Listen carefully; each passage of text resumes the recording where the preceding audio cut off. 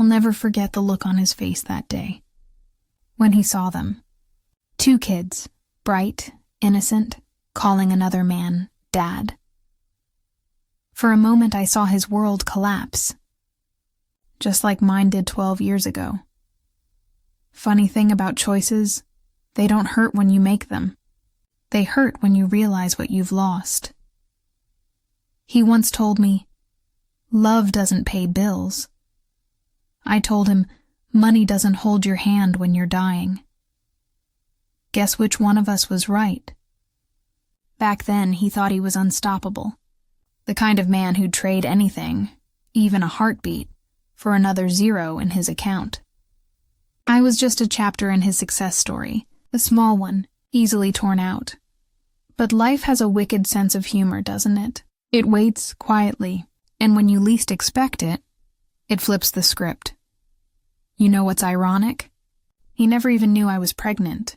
Oh, don't give me that look. I'm not the villain here. I just learned that some secrets are better kept until the right moment. 12 years, 12 long years. He built his empire, threw parties in glass towers and smiled for cameras.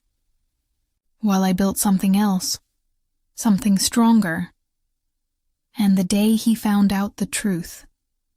Let's just say, that was the day his wealth finally failed him. But I'm getting ahead of myself, aren't I? You'll want to know how it all began. The love, the lies, the moment it all fell apart. So, before we go any further, hit that like button and subscribe, because this is not just a story about heartbreak. It's about karma, choices, and the price of a soul sold too cheap. It started 12 years before that day, long before the silence, before the choices that ruined everything. Back then, he wasn't the man everyone feared or admired. He was just Ethan. A man who made me laugh until I cried and believed that life could actually be simple. We met on a Tuesday of all days. Funny, isn't it? You never expect your forever to begin between bad coffee and a broken vending machine. He was charming. Not the arrogant kind, just the kind who knew how to listen. When he smiled, it felt like the world slowed down for a second. He used to talk about dreams, about building something great, and I believed him. Not because I cared about money, but because I cared about him. We didn't have much then, just a tiny apartment that leaked when it rained, and a second-hand couch that sank in the middle. But those were the best days of my life. We'd eat instant noodles, talk until sunrise, and promise that no matter what happened, we'd always choose us. He'd hold my hand and say, "You and me against the world." And I believed that too. Every word, every promise. I didn't see the warning signs, the late nights, the phone calls he wouldn't answer in front of me, the sudden obsession with people who had more than we did. He started wearing ambition like a crown, and I started realizing that maybe love wasn't enough to compete with greed. Still, I stayed. Because that's what love does. It forgives, even when it shouldn't. I remember one night, lying next to him whispering, "What if we lose ourselves trying to chase it all?" He didn't answer, just stared at the ceiling and said, "We won't. I know what I'm doing." I wanted to believe him. God, I really did, but something inside me knew. We were already standing at the edge of something that could break us. And I was right. It didn't happen all at once. That's the cruel part. The cracks came quietly, like whispers through a door you never meant to close. One day he stopped laughing as much. The next, he stopped coming home before midnight. Soon I was waking up alone more often than not, staring at the empty space where he used to sleep. He said it was work. Just a busy season, he'd tell me, his phone lighting up with names I didn't recognize. Investors, meetings, opportunities. Those words became his lullaby, soft, rehearsed, and completely empty. I tried to remind him of the nights we promised forever, the dreams we built when we had nothing but hope, but he was already slipping away, one missed dinner at a time. there was a night I still can't forget. I made his favorite meal, pasta with too much garlic, just how he liked it.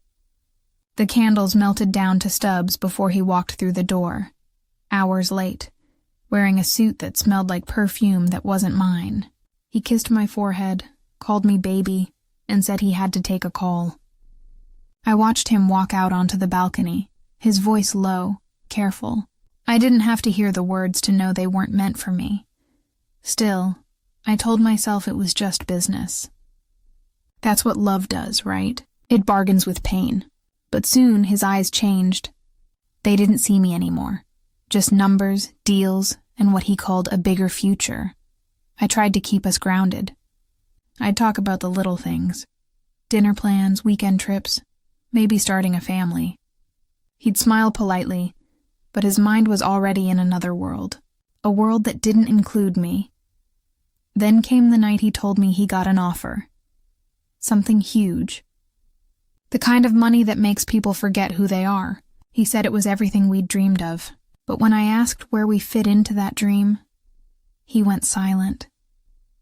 He looked at me like I was asking him to choose between breathing and drowning. And maybe I was. Because deep down, I knew, the moment he said yes to that deal, he was saying goodbye to me. And yet I still hoped he wouldn't. The night everything broke felt almost too quiet. Like the world was holding its breath. I remember standing by the window waiting for his car lights to sweep across the driveway. It was past midnight. The pasta had gone cold again. The candles were just smoke.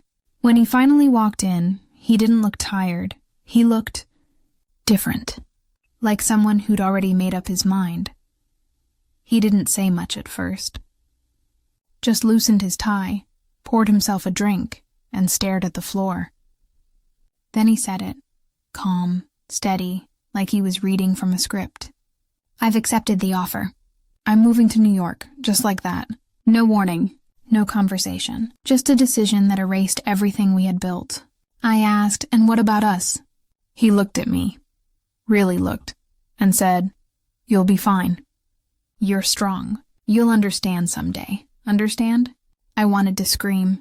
I wanted to ask if strength meant surviving the wreckage he was leaving behind. But the words caught in my throat. He started talking about timing, about how this was his chance, about how love could wait, but love doesn't wait. It withers. I remember my voice shaking when I asked, So this is it? Money over me? He laughed softly, almost pitying me. It's not about money, he said. It's about the future. The future. As if I wasn't part of that word anymore.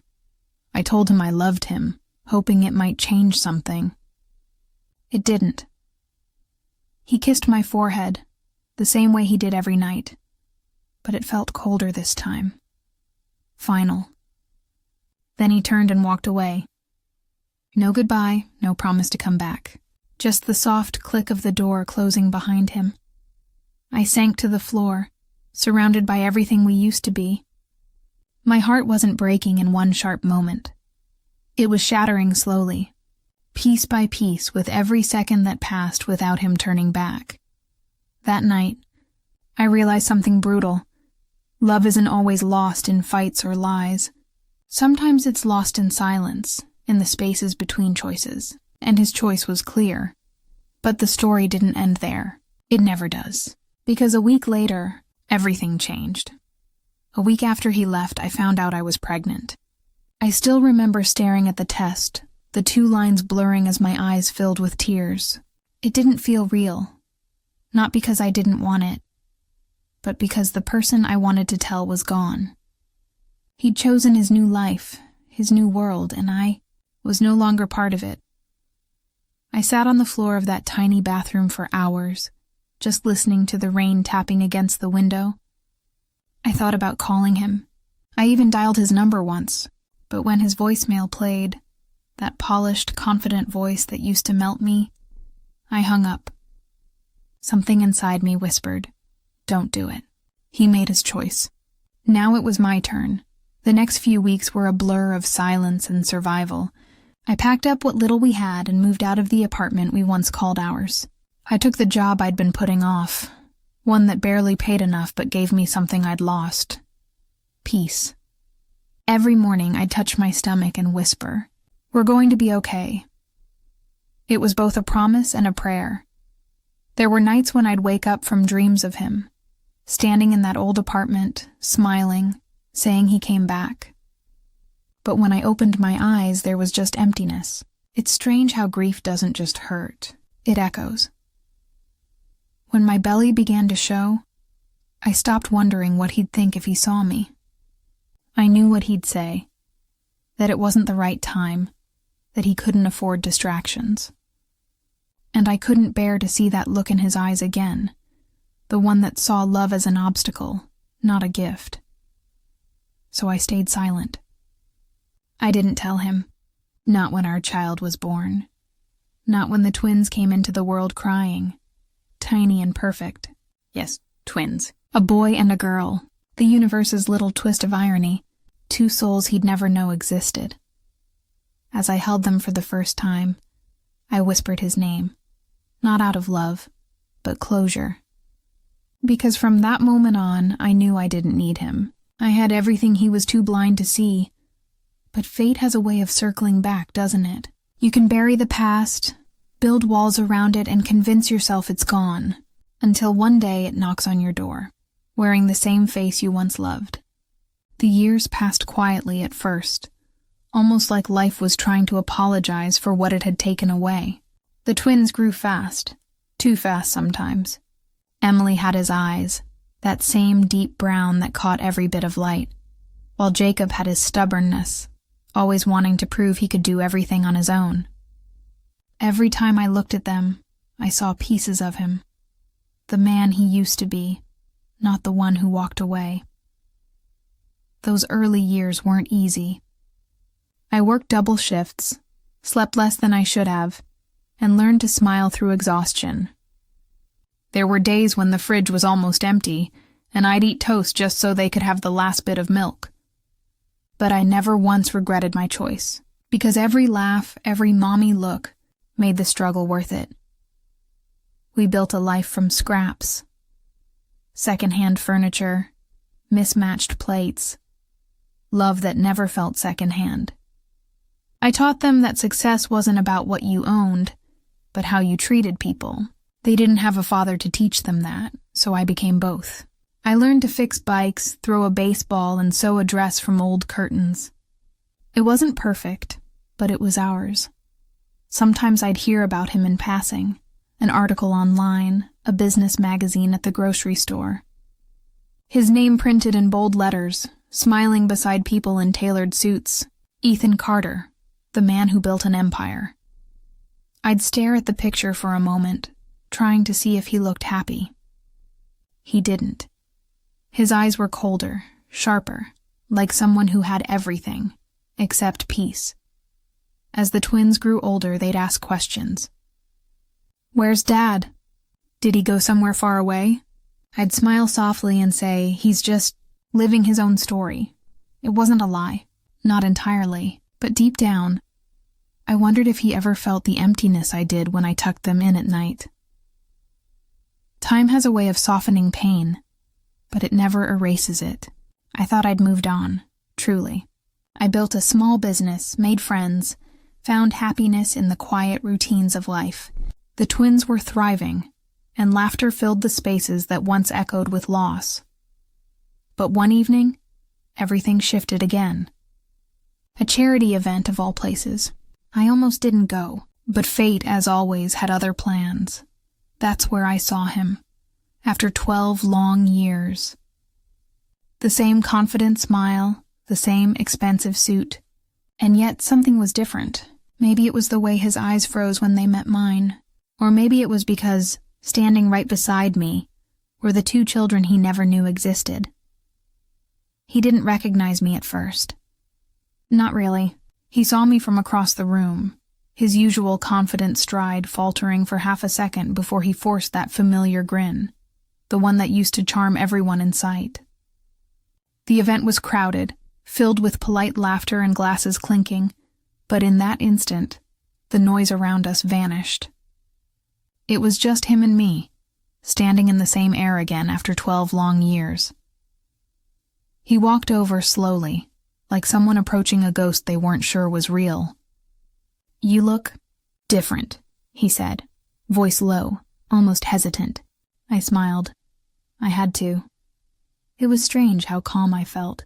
No shaking hands, no racing heart, just quiet control, the kind that comes from surviving everything you weren't supposed to. Before he could say more, Emily ran up to me, waving the little bracelet she'd gotten from one of the charity stalls. Jacob followed right behind, bumping into him slightly and muttering, "Sorry, sir." Ethan's eyes widened, just a flicker, but it was enough. I saw it, the recognition, the unspoken question, the silent disbelief.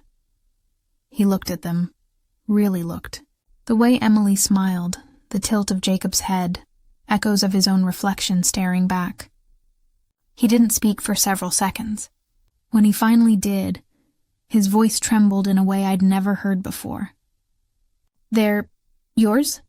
I met his gaze and said softly, "Mine." He swallowed hard, glancing between them and me, trying to piece together the years he'd missed. "How old are they?" he asked, almost whispering. 12, I said, watching the truth settle like a storm behind his eyes. He didn't need me to say anything else. The math was easy, and cruel. For the rest of the evening, he stayed near. Not close enough to speak again, but close enough to watch. I could feel his stare every time the twins laughed, every time they hugged me, every time they called me Mom. Later that night, as we were leaving, he finally approached me again outside, his voice cracking under the weight of everything unspoken. "Why didn't you tell me?" I turned to him, the streetlight catching the sadness in his eyes, and said, "Because you didn't choose us back then, and I wasn't going to beg you to." He ran a hand through his hair, the way he used to when he didn't have answers. "They should have known their father." I took a deep breath, my voice calm but firm. "A father isn't just someone who gives life, Ethan. It's someone who stays. You left before they were even here." He had no words, just silence. A silence that said more than any apology could. As I walked away with the twins beside me, I didn't look back. But I knew he did. I could feel it, that heavy regret, the kind that money can't buy its way out of. And for the first time, I didn't feel angry. I felt free, but that wasn't the end, because guilt has a way of making people do things you don't expect. And what he did next, no one saw coming. The next few days felt strange. I thought seeing him again would shake me, reopen all those wounds I had stitched shut years ago. But instead, it brought a strange calm, like finally closing a chapter that had been half read for too long. Still, I could feel his presence lingering. I knew he wouldn't let it end there, and I was right. 3 days later, he showed up. Not at my home, but outside the small bookstore I managed. He waited until closing, standing by his car like a man rehearsing every word. When I stepped out, he looked older, not in years, but in weight. Like life had finally caught up with him. "I didn't come to make excuses," he began. I need to see them, please." There was no arrogance left in his voice. No trace of the man who once thought love could wait while ambition led the way. He was just Ethan, lost, regretful, and painfully human. I studied him for a long moment before answering. "They don't know who you are," I said, "and I don't know if they should. You don't just appear after 12 years and call yourself a father." He nodded, eyes glistening. "I know, but maybe I can start somewhere. I just want to do one thing right." I wanted to say no, to protect the peace we'd built, but something in me softened. Maybe it was for the twins, or maybe it was for the part of me that once loved him. So I agreed. One meeting, no promises. When he met them, it wasn't dramatic. There were no tears, no confessions. Just quiet conversation about school, favorite movies, and a baseball team he didn't even know they loved. The twins were polite but distant, unaware of the truth behind his smile. Still, I saw something shift in him, a crack in the armor he'd worn for years. Afterward, he walked me to my car.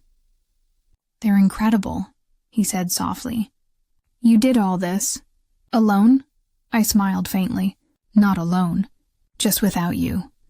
He nodded, pain flickering across his face. I can't change the past, he whispered, but I can live with the consequences.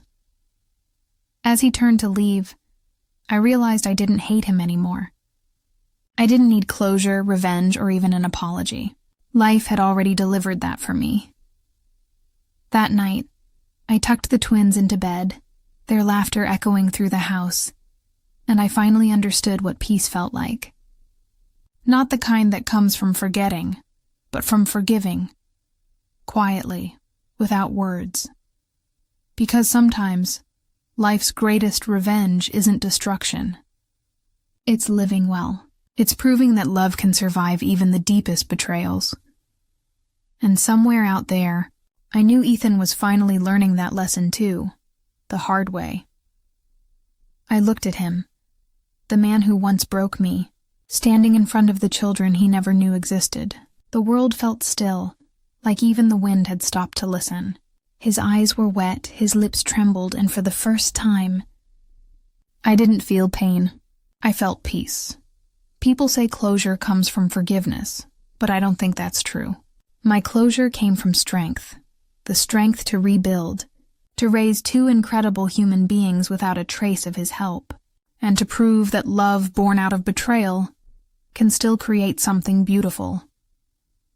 As he knelt down, whispering, "I'm sorry," I just smiled and said, "You don't owe me an apology. You owe them time, the years you missed." His tears said everything words couldn't. And for once, I saw a man stripped of his pride, his wealth, and his excuses. Just a father, facing the truth he ran from. Walking away that day, I realized, life has a funny way of giving people exactly what they deserve, not as punishment, but as a lesson. He learned what it meant to lose something priceless, and I learned that real wealth isn't money or status. It's peace, it's love, it's family. If you've ever been left behind, betrayed, or forgotten, remember this: time doesn't just heal, it reveals. Keep walking, keep believing. Your story isn't over yet. It's just waiting for its turn to shine. And if my story touched even a small part of your heart today, don't forget to like, share, and subscribe, because there's always another story, another truth, and another ending waiting to be told. Until next time, remember, some losses are blessings in disguise.